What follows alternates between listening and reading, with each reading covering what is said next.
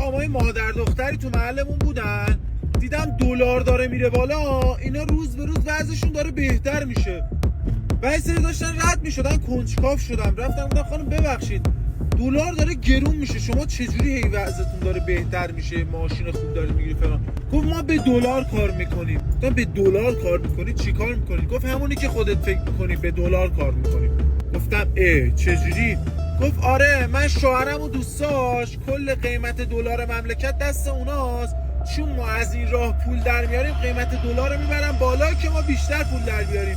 گفتم پس تمام کسایی که قیمت دلار رو میبرن بالا خار مادرشون به دلار کار میکنن؟ گفت آره. یکم گذشت دیدم دیگه مادر دختره رو نمیبینم تو محل، پرسجو کردم شنیدم رفتن دبی.